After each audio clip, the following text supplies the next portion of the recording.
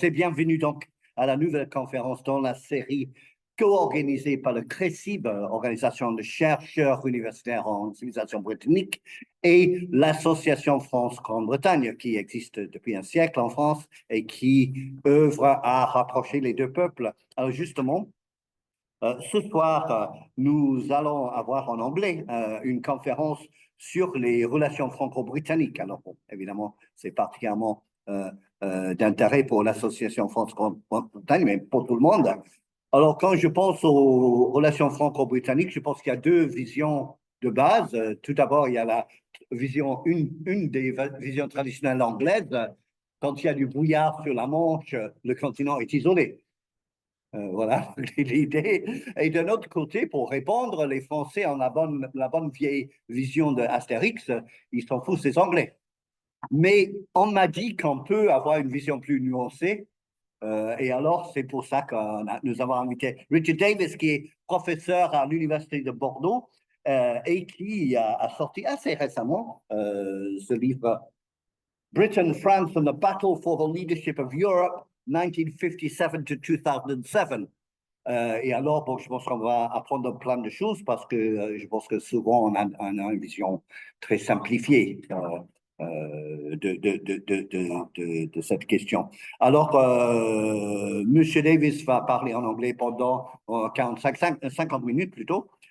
Et puis, il y aura un moment pour les questions qui peuvent être en anglais ou en français. Alors, je vous passe Richard Davis.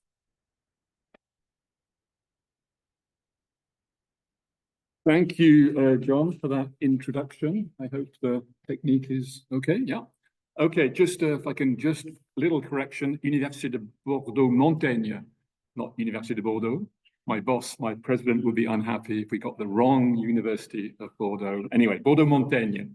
So thank you again, John, for that introduction. Thank you to the CRECIB. Thank you to the Association France-Grande Bretagne and to the Lycée Henri IV for giving me this opportunity to present my book. As John said, the presentation is in English, but any questions that you have either in the room or I don't see the online participants, but if you have any questions in French, that's not a problem for me. In fact, when I was preparing this presentation, I was thinking, were I to do it in French, would I say the same things or would I say them in the same way? John said that there are rival visions, the Asterix vision and perhaps the traditional English-British vision. I think even the language would alter the way we look at the same events.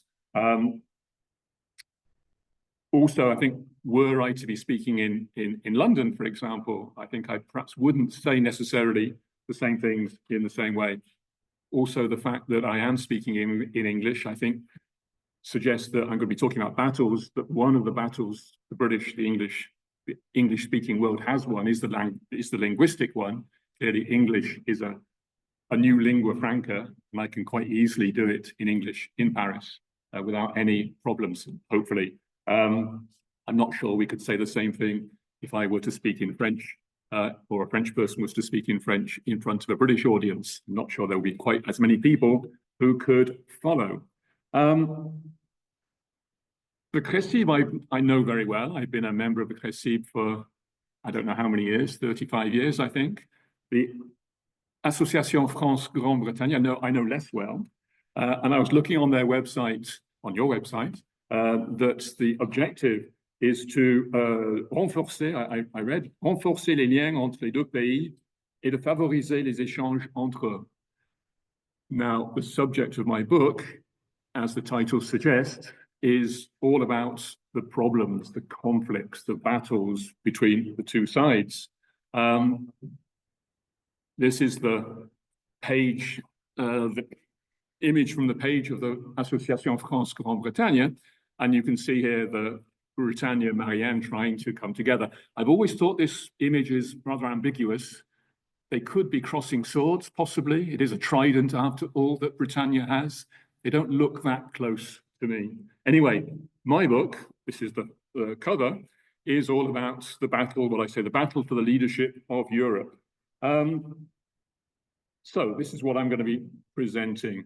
Now, I want to perhaps begin by saying that although the title of the book is The Battle for Leadership of Europe, I'm not arguing that relations between France and Britain are inherently conflictual or always a battle. Obviously, there are ups and downs.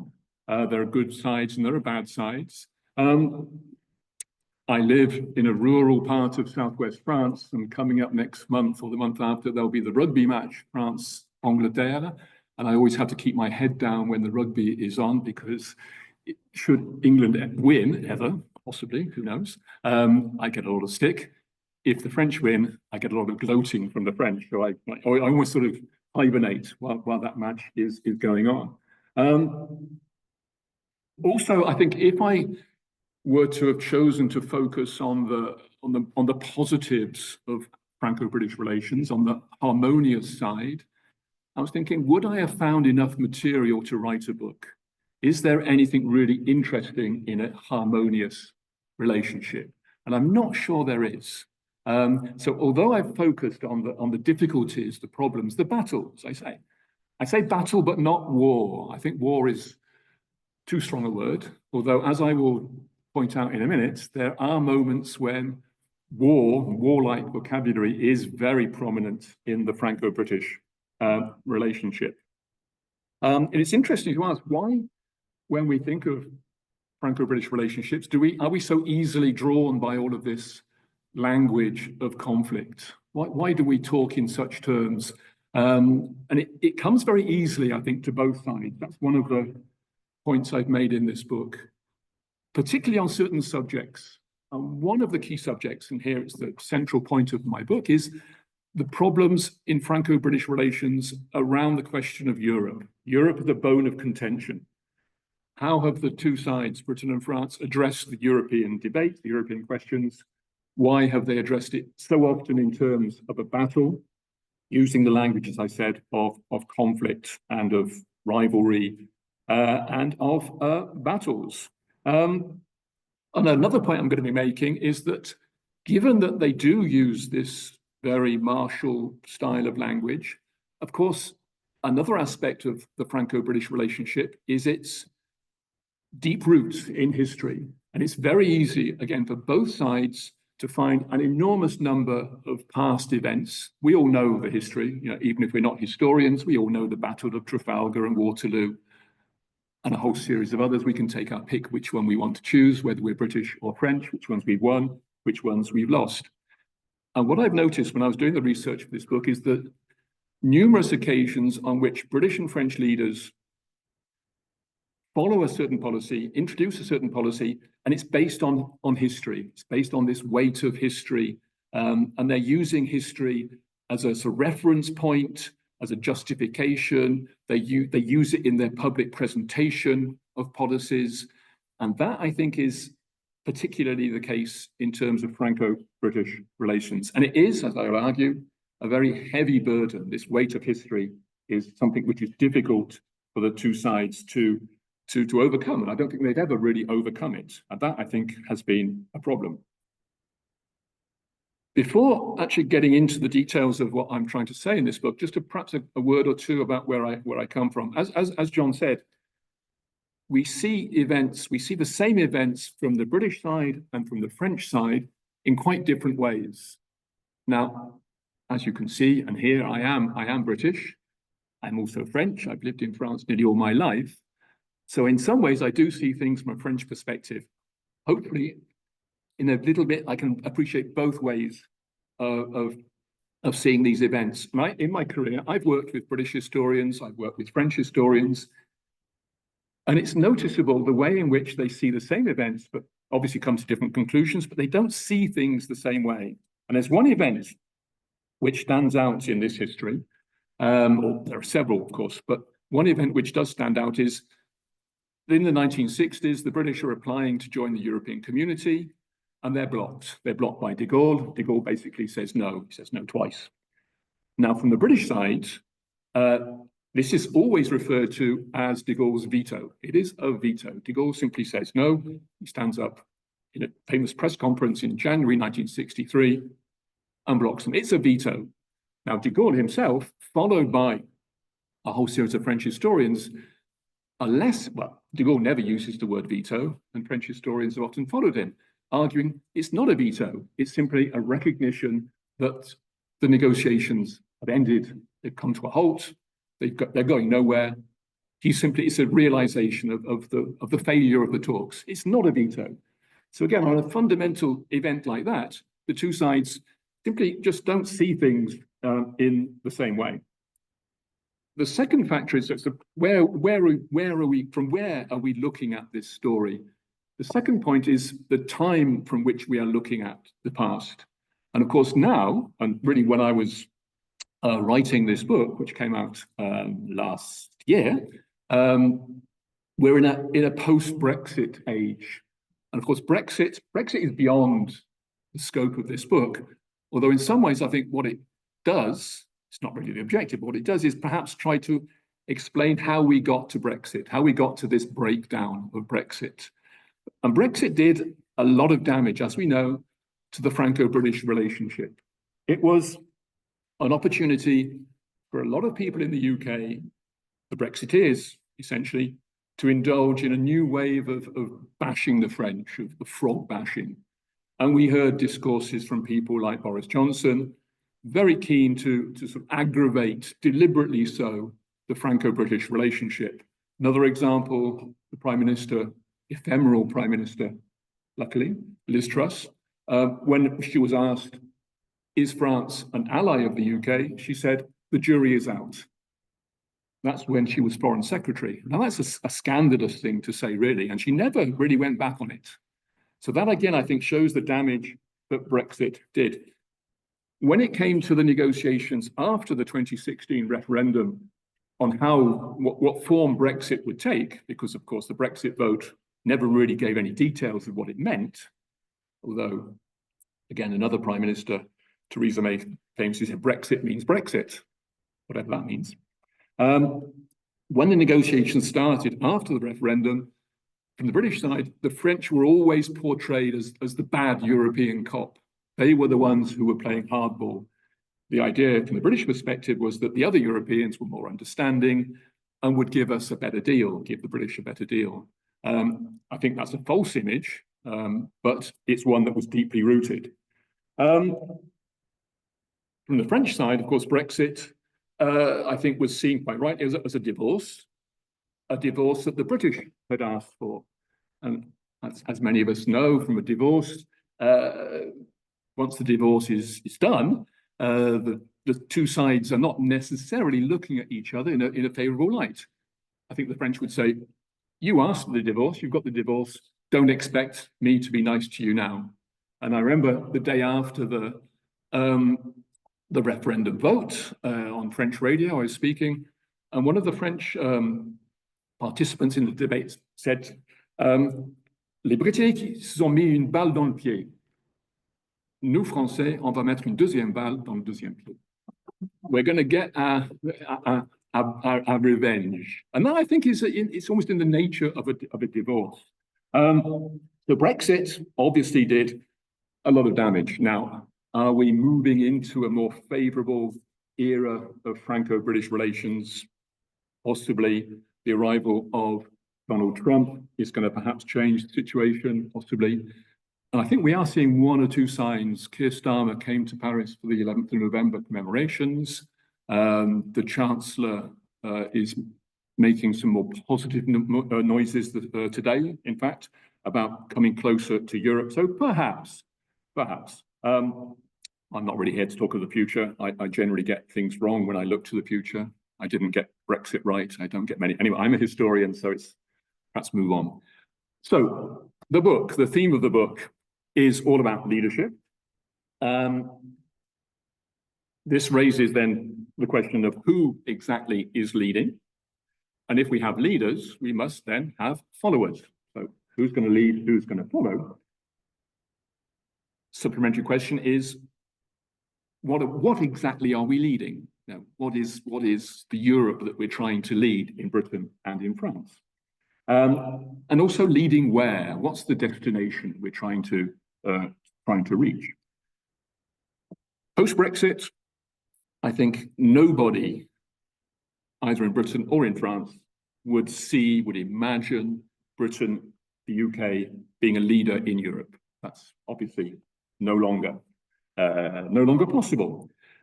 It was probably not true either in the decade preceding 2016 and the referendum. I think by then Britain had given up. And I end my book, the end point of the book is 2007. I think that's a point where Blair is finished, Blair goes. And Blair, I think, is the last British Prime Minister who actively works to place the UK in a leading position in Europe.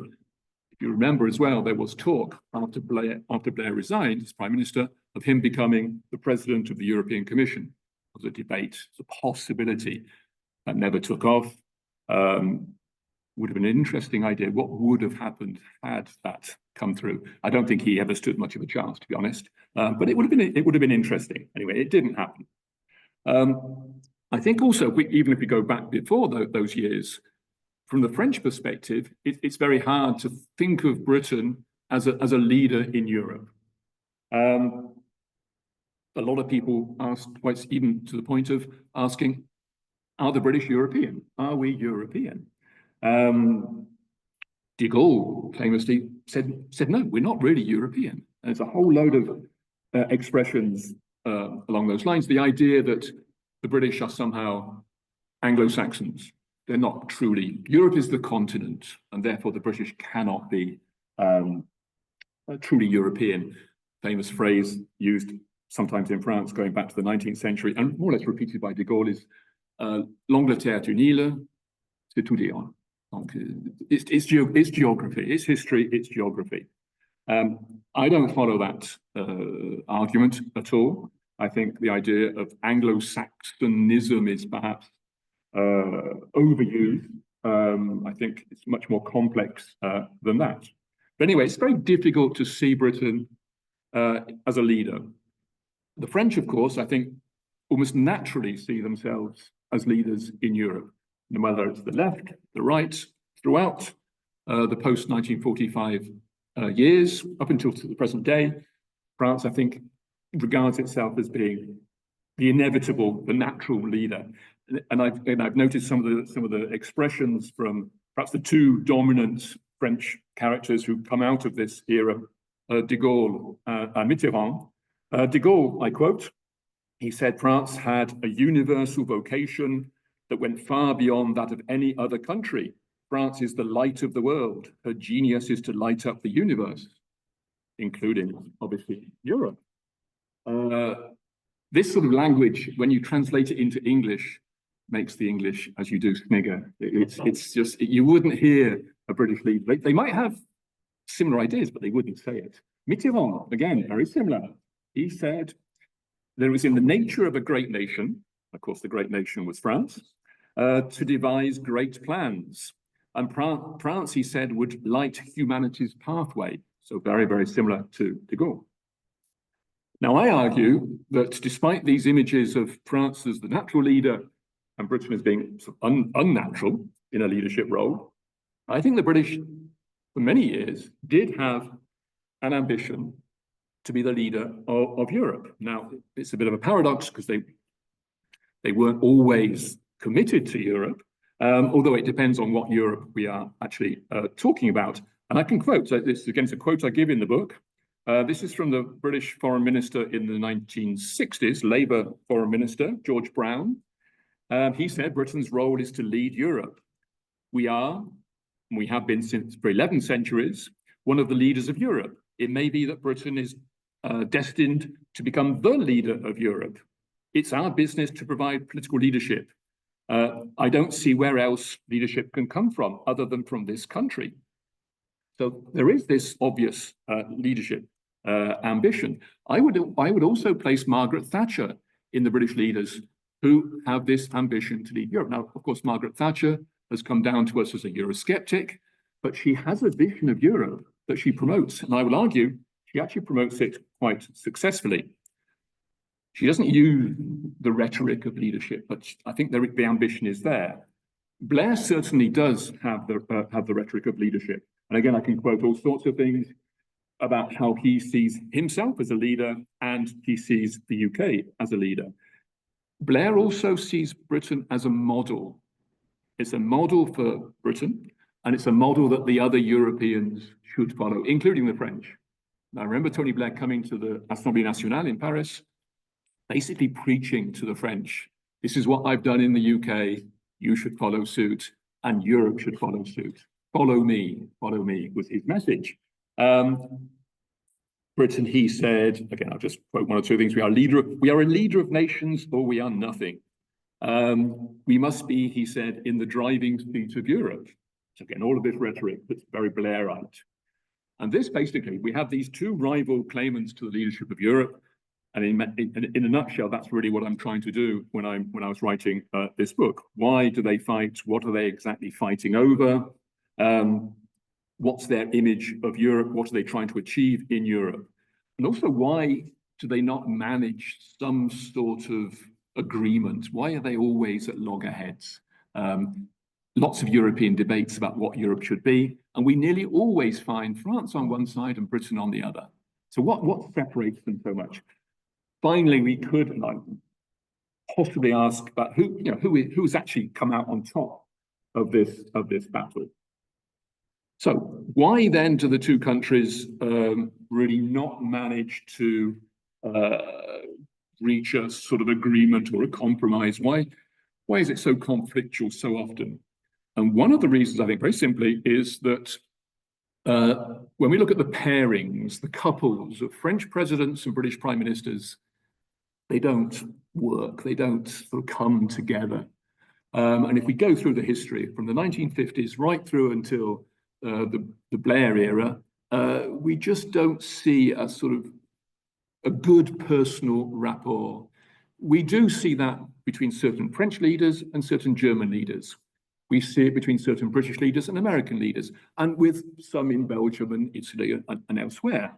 But the Franco-British couples don't really work. If we start with de Gaulle, for example, now de Gaulle, very complex relationship with the UK, not simply anti-British, as sometimes he's presented as being, very complex. A lot of history there with de Gaulle as well, obviously.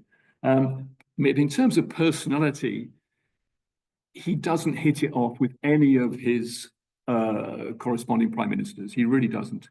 Macmillan, who is the first prime minister he deals with after he returns to power in 1958, initially believes that because the two men had worked closely during the war, that there's going to be some sort of rapport and there's going to be some sort of positive feedback. There's lots of mon cher ami when they exchange their letters. There is no positive payback. De Gaulle does not give any favors to Macmillan. Macmillan is followed by a series of other prime ministers. They're miles apart from de Gaulle. They really just don't see the world and Europe in the same way. I think you could argue that de Gaulle, given his character, all due respect to the great man, he's prickly, he's difficult to get on with. And there aren't many foreign leaders with whom de Gaulle had a good relationship. Adenauer is the exception, but even there, Adenauer was okay in de Gaulle's mind, only so long as he remained behind in second place. He could push forward, but de Gaulle had to be the leading horse. He said France, he said, had to be the leading horse, the Germans behind. If we go on to other sort of pairings, clearly people like Wilson, Callaghan, Little Englanders, no rapport with their French counterparts. The one exception which is often presented is the Heath-Pompidou relationship. And they're often presented as being two old-fashioned Tories, conservatives who see eye to eye to a certain extent. And I think there's one outstanding very major difference, which I'm going to highlight in a minute. Pompidou says to Heath at one point, if you want to understand me, remember that I'm a French peasant. Now, if there's one thing all these British prime ministers do not understand, is a French peasant. They're miles apart. They're worlds apart. So I think that again showed that, okay, that the relationship was sufficiently good to reach an agreement to allow Britain to enter the common market in 1973, but fundamentally, I don't think it was very well based. Jumping forward, Mrs. Thatcher, Margaret Thatcher arrives, like President de Gaulle. Could Margaret Thatcher have ever had a good relationship with any of her European counterparts? No, I think that was simply impossible. And it's fascinating to see the correspondence or the exchanges with Thatcher and Giscard, for example. They really don't understand each other. They are poles apart. Giscard is trying to talk sort of whatever his style. And Thatcher is just so down to earth, so matter of fact, that they just simply can't even really talk to each other. It's also an interesting element here, because Thatcher, of course, is the first female Prime Minister of the UK. She's also the first European leader, a woman, female leader in Europe. So when she first comes to the European summits, a lot of the other European leaders, Giscard and Schmidt, who are the two key figures at the time, they rather look down on Margaret Thatcher as a woman. They've been around for a while, and they're going to show. And of course, she rejects that. She doesn't like that at all. And this is, again, a quote from one of Thatcher's advisors. He argues that Giscard and Schmidt, were very patronizing, even rude in their treatment of her, Thatcher. They made it clear that she, a mere woman, wouldn't be able to stand up to these two experienced and knowledgeable men in hard negotiation. Of course, in hard negotiation, Thatcher was a world champion. It's also interesting from Giscard's memoirs. I think this tells us as much about Thatcher's style and her combative style as well, Giscard also comes out of this. This is what Giscard wrote on Thatcher. He said, she constantly wanted to affirm the superiority of women over men. That was her character. She saw negotiation as a battle with victors and vanquished. After a negotiation which everyone had been satisfied with the outcome, she would publicly affirm that she had won against the others. There's clearly something around the gender question here. And that, again, Mrs. Thatcher used that. If we go on again to the next generation of Blair, Chirac, very, very stormy exchanges. And there are hundreds of other examples. So the two sides, on a personal level, never really get on. Of course, this goes beyond simply the individuals at the head of the two governments.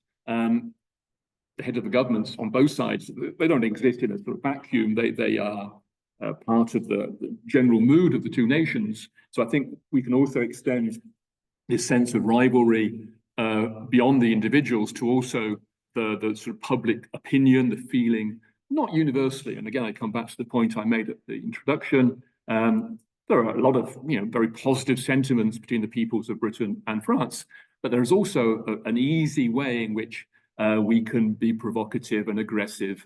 And the media here plays a part. And I'm sure you've all seen this. Shouldn't really show this, should I, at the Franco-Grande Bretagne, the friendship between our two nations, but we know this is part of our recent history. I'm perhaps going to go back to the positive. Other elements come into it to complicate the story. There's also a tendency on both sides to play a blame game. They love to use each other as scapegoats, and they do it deliberately. It's a means by which they can avoid responsibility and simply say, it's not me, it's them, it's the French, it's the fault of the French in Britain, it's the fault of the British in France. And we see this all the time. It's very, very easy. It's very, very easy. During the Iraq War, it was Dominique de Villepin, the French foreign minister, who famously said to his British counterpart in the United Nations Security Council, what are we doing here? Are we playing a blame game? Well, exactly. That's what the British were doing. Tony Blair deliberately went out of his way to half misrepresent what Chirac said about intervening militarily in Iraq. Blame the French. If in doubt, blame the French. This is an advice that was given, piece of advice given to Tony Blair. So, this is a constant blame the other. If something doesn't work properly, it's the other's fault. Another element I've noted in the book is Schadenfreude, the pleasure in your friend's difficulties. And this, I think, could have been sort of designed specifically for the Franco-British relationship. This is the view of a British ambassador in the 1990s. He said, The two countries have an intermingled history marked by a sense of rivalry, a readiness to criticize, a reciprocity of schadenfreude, where the British and French press leap at opportunities to report the troubles of the other country. So, problem there too. Another aggravation comes from the sense of one-upmanship, this idea of beating the other. And again, from the memoirs of this time of Tony Blair, when he's telling the story of how London won the Olympics in 2012, the rival was Paris. So getting the Olympics was fantastic for the UK, for London, for him personally. He takes a lot of personal credit. I'm not sure that was justified, but he did.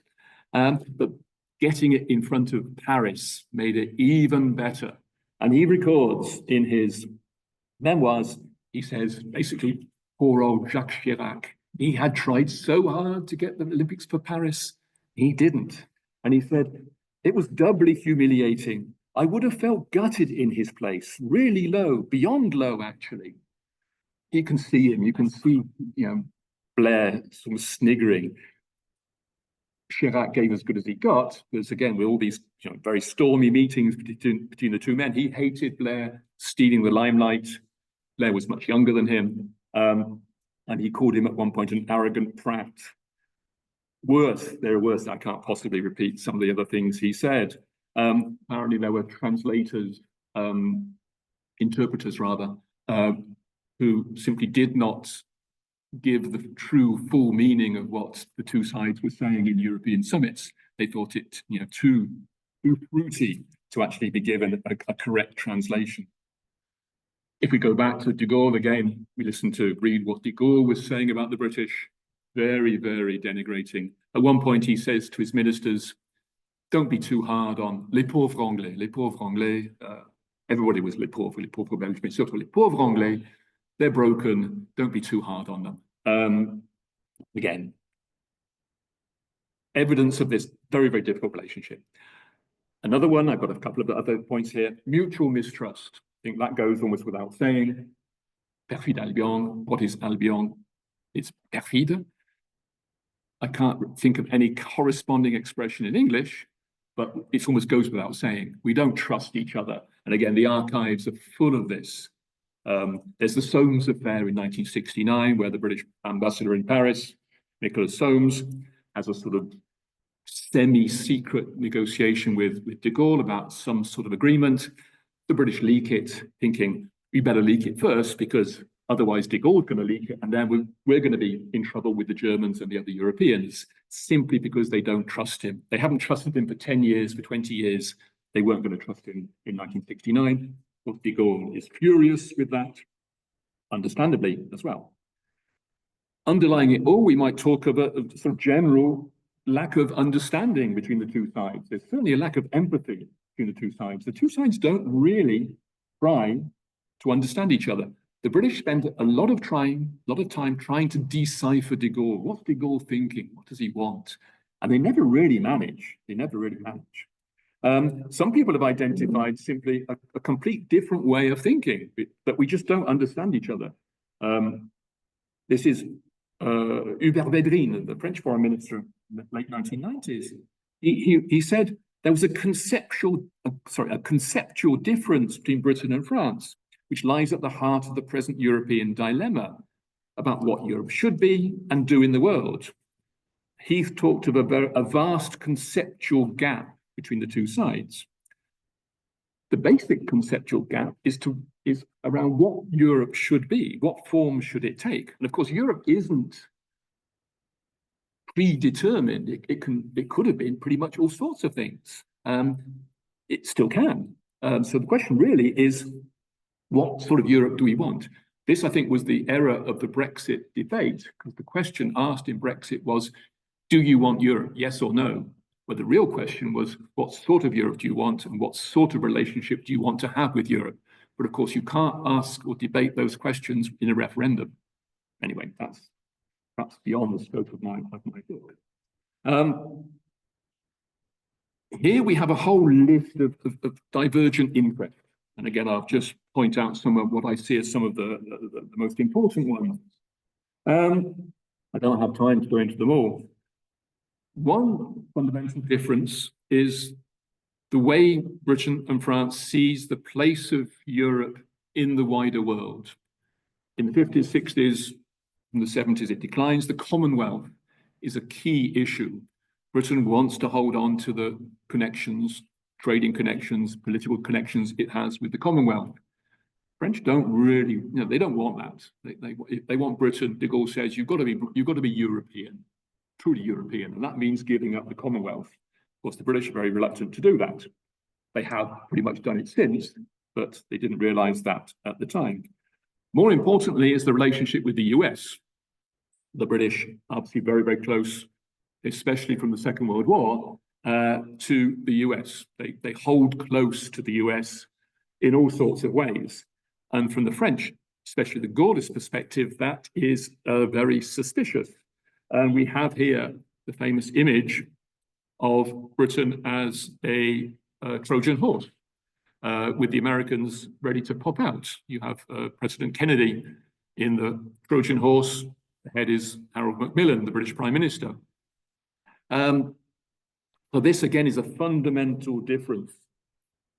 The Gaullist vision of Europe is that in some ways it has to be obviously separate from the US, but also there are many people in France who argue that a European identity, to be truly European, has in a way to be not against America, but America has to be the sort of counter against which a European identity can be created. The British reaction to these French accusations of being a Trojan horse is they accuse in turn the French of wanting to create what they call a fortress Europe, a closed Europe, with barriers, which is simply against the whole idea of the British vision. Churchill's famous three circles, which is sort of the way in which Britain hopes to combine the American, the European, and the Commonwealth relationships. Another fundamental disagreement is over the extent of European integration. Do we want to widen Europe, or do we want to deepen European integration? The British reluctant, and this again is a sort of continuous element of British policy from the 50s onwards, they don't want to see a deepening of European integration and a loss of national sovereignty. They do, though, want to see as wide a Europe as possible to integrate as many and as quickly the countries of Eastern, Central Europe, the Scandinavians, almost without limit. Questions of national sovereignty, very, very important in the British debate. Now, I think here there were grounds for some sort of compromise between Britain and France.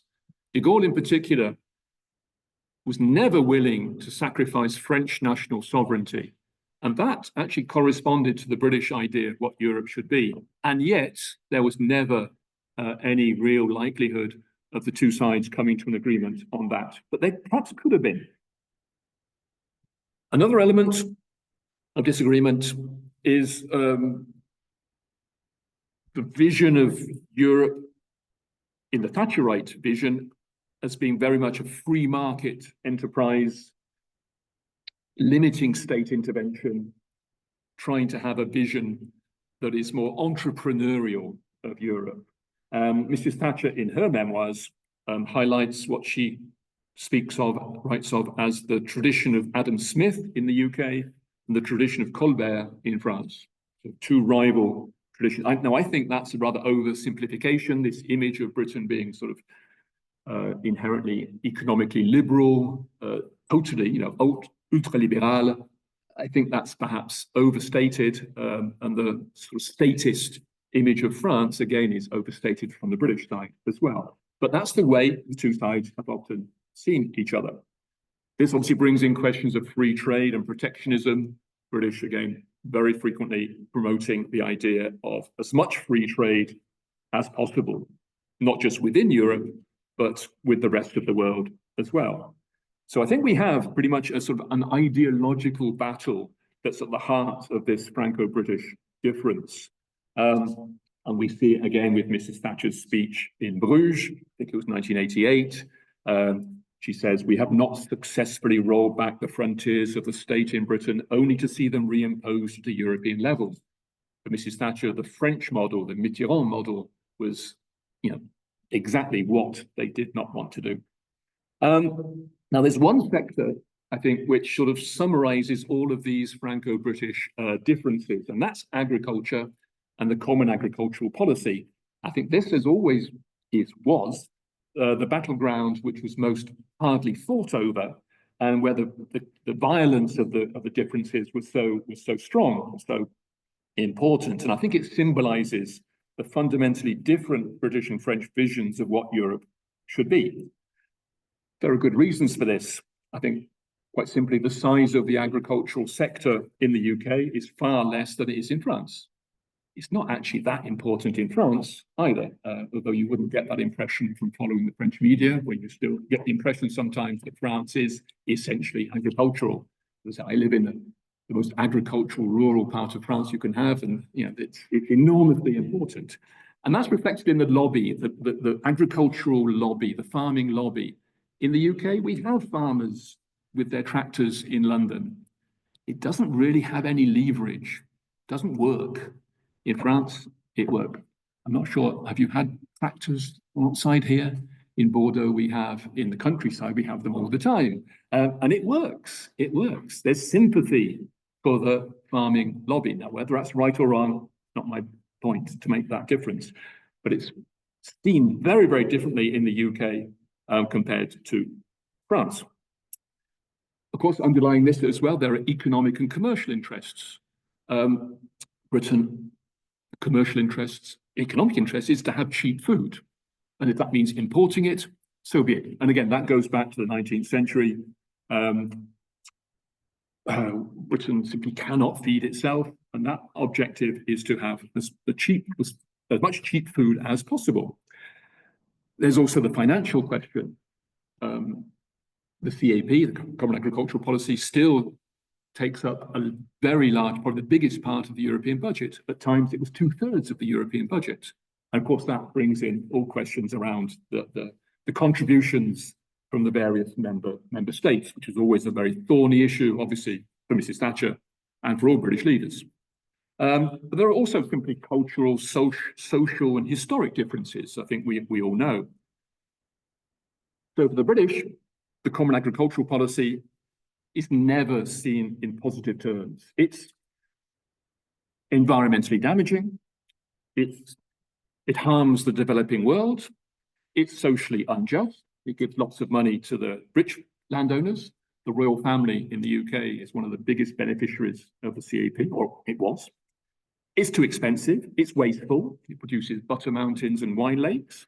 It's the wrong priority for Europe. We should be spending more money on other areas, and it just doesn't work. So all those arguments, you hear them all the time, and you always have from the very beginning in the UK. Now in France, the CAP is very much criticised, not for those reasons, but because it doesn't do enough. It's not generous enough. It's not helping French farmers enough. So the vision is really very, very different. I've noticed in the last few weeks a big debate in France around la souveraineté alimentaire. This again is an expression that you just would not hear in the UK. It doesn't make any sense. Now we import our food. Of course, we have to import our food. So fundamental differences over the vision of Europe. Now, another point I make in the book throughout is, and I've mentioned this briefly already, is the weight of history, the way that we are replaying past conflicts, and the way that we use history on both sides to justify certain decisions and to present ourselves and the others. And of all our history, I think we know a lot about, we know superficially a lot about Franco-British relations and the history of those relations. So you see references like this. You see de Gaulle presented as Charlemagne. You see de Gaulle presented as Joan of Arc. You see, again, Joan of Arc. Napoleon, a favourite.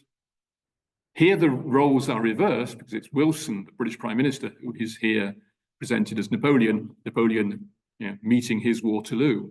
So history is often used as a means of representing the history of the actuality of Anglo-French relations in a historic frame. So I think this I think shows, and the cartoons, I wasn't able to put these cartoons in the book simply for editorial reasons, but it's interesting that there's often a parallel between the political cartoonists and actually what the leaders of the two countries are saying. Their images are often parallels. They're two different worlds. But I've always been struck when I look at the official archives of government meetings in France or Britain, and then you compare them to the cartoons. Particularly, the British are very, they love these political cartoons, and there is a parallel there. So the arguments and the images, just as the Foreign Office is constantly comparing de Gaulle to Napoleon. Macmillan is terrified that de Gaulle is going to reimpose a continental blockade on British exporters. So again, these images of history 200 years before, 150 years earlier, keep coming back. Another element of this is the way that both sides, because of their histories, we have a similar history in a way that we were once, Britain and France, we were once world leaders. We were great powers. We were the number one. Not at the same time necessarily, but at the same time, but we have this history, and it's very difficult for the two sides to say, okay, it's all over. We'll go back and we'll just be not very important. There's a legacy which is very, very strong there. That's reflected in a way as well, in the way in which both Britain and France regard the other Europeans as being lesser. They're denigrated, and the British and the French both do that. Although one thing they also do is that they look to the other Europeans to be their allies. If they're going to win a battle against Britain or France, they know they have to get other Europeans on their side. Now, the key player there, of course, is Germany, and de Gaulle's great success is that he brings the Germans on board, and the French-German axis works pretty well. The British are trying all the time to break into that, and they sort of do sometimes. De Gaulle, Adenauer, very close. De Gaulle and Adenauer's successors, not close. That doesn't work. And de Gaulle ends up being very disillusioned with the Germans. And he says they're hopeless, they're no good. So of course, if they're going to win this Anglo-French competition, then they have to sort of mobilize the support of other European countries. Blair does that quite well. Anyway, it's a sort of mixed balance. In terms of the weight of history, I would argue that, okay, the ancient history, the 200-year ago history is there, the Middle Ages are there, but the real history that really has the greatest impact is the history of the Second World War. Of course, that's more immediate. It's the personal memories of people like Macmillan and de Gaulle, and that generation. So they remember, and de Gaulle, of course, has a very, very strong sense of the history of France, going way back centuries, but also his personal history of World War II and the way that he was mistreated in his eyes by the British and the Americans. And that, of course, keeps coming back. There's the famous event on the eve of the D-Day landings, which de Gaulle recounts in his memoirs. And he says, Churchill basically shouted at me and said, if I have to choose between the continent and the high seas, I'll choose the high seas. If I have to choose between you, de Gaulle, and Roosevelt, I will choose Roosevelt. And that has entered French history, and it's repeated time and time again. I don't think it reflects Churchill's entire thinking. It certainly didn't reflect the whole British thinking at the time or since. But it's become sort of a standard account of British attitudes, and it's repeated. That story is repeated by successive French leaders. Chirac keeps saying the same thing, and we still hear it. We still hear it in French accounts. So wartime memories, I think, are very, very, very, very strong. This is one, for example. You have Harold Wilson. This would be 1969, and you have de Gaulle. De Gaulle is very easy to caricature. So you can tell the tank is de Gaulle. It's just put a big nose on something, and it's de Gaulle. It's not very flattering, obviously, but anyway, it's not the point. So the image of, this time it's the French who are obstructing the British attempts to enter Europe. in a D-Day anniversary. Now, I said before, look at the time, that war was not an appropriate term. But by the 1980s, 90s, there was a series of events, again, coming back to agriculture and food, where the idea of a war between Britain and France was all the time in the news.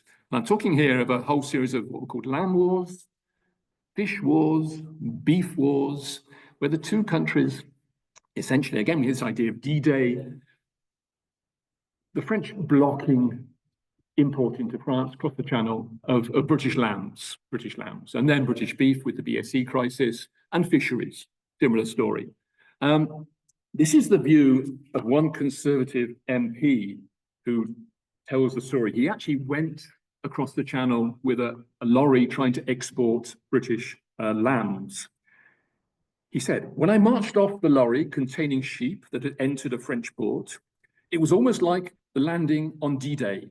The port was deserted and we were cowering and cringing like the lead men in a fighting patrol, waiting for the French farmers to attack us. There were no police around to defend us." He goes on about Dunkirk, the Dunkirk spirit. The Sun, famous Sun, said at the time, in a French edition, published a specifically French edition, says, "Nous ne voulons pas la guerre, mais la France a tort." So we're going to declare war. The French reply, this is the French agriculture minister, Jean Glavany, he blamed Thatcher. This is the BSE crisis, very similar to the lamb issue. He said BSE, mad cow, and foot and mouth, they were Britain's fault. They were British diseases being exported to the rest of the continent of Europe. And it was the Europeans who were paying the price. It was Thatcherism, it was economic liberalism that had caused foot and mouth and BSE, quite possibly a fair remark. This is, again, sort of reference to the Dunkirk spirit. Again, it's a theme which comes back again and again and again. So I think it's time for a brief conclusion. My timing is more or less on. So the central argument of this book is that, we've been fighting this war over Europe for 60 years or so, never really reaching an agreement. As for winners and losers, well, I think both sides can chalk up some victories and some defeats. De Gaulle certainly kept the British out of Europe in the 1960s. He famously said, or was supposed to have said, "Je les aurais nus, I'm going to get them. They can come into Europe, they'll be naked, and they'll come in on my terms." And that, I think, was pretty true.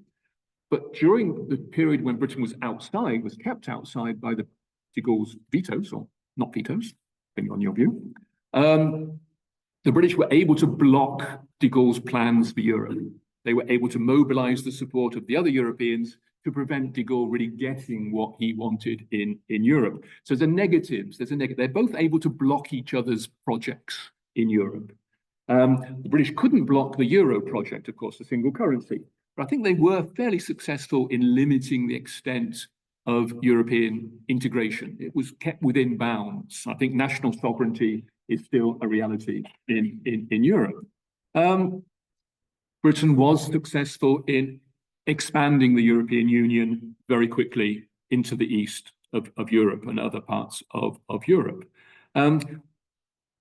The big success, I think, of Britain was to achieve a Europe that is economically and socially very liberal, in the French sense of economic liberal. Today's Europe, I think, is really, in many ways, the product of the ideas of Mrs. Thatcher, the single market, a very open external trade policy. These, I think, and a very entrepreneurial spirit, the opening up to competition of the railways. This is very Thatcherite. This is very British, I think. So I think the idea that Britain was defeated in Europe, which is the Brexiteers' argument, was to say we've got to leave Europe because basically Europe was created by the French for the French and they won. So let's just leave. Let's just go. And they weren't prepared, or they didn't want to say, well, actually, in many ways, we won the ideological debate. Now, the Remain campaign in 2016 was unable to get that message across. But I would argue that actually there were successes for the British in the way that they were able to create a Europe that was perhaps in their image. So I think that the image of victors and losers is perhaps wrong. I think also, and this will be my final conclusion, that we should perhaps stop thinking in terms of Europe as a battleground. If Europe is to prosper, perhaps we should get beyond thinking of it in terms of leadership. Do we really need one country, one person to lead? Perhaps, but I'm not sure. I'm not sure. Perhaps we should accept that. I don't know. Excuse me. I'm jumping ahead. Just one final point. Yeah. This debate about what sort of Europe is victorious. We're debating at the moment the Mercosur agreement.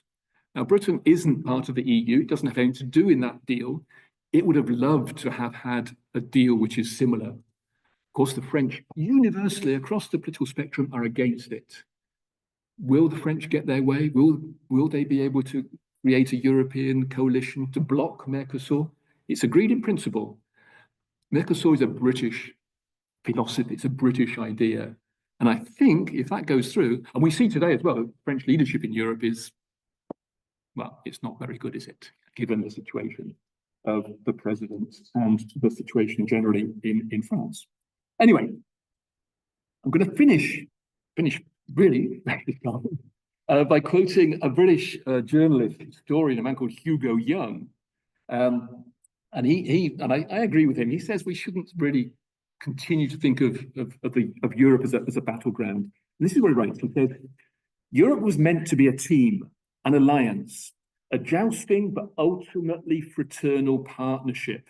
For a body created to prevent war, battle was exquisitely inappropriate as the driving metaphor one of its members brought to the table. Now, he's criticizing Britain here, but I think in many ways the French, de Gaulle in particular, also brought that same metaphor to the table of a battle, that we should give up on that idea. And also, I'd like to quote, I forget if it's a Belgian or a Danish leader. Anyway, someone once said, there are two kinds of European nations. There are small nations, and there are countries that have not yet realized they are small nations. So I think if Britain and France were only to give up the claim to greatness and to leadership, we might all be better off. But perhaps that's a pious hope. Anyway, thank you for your attention.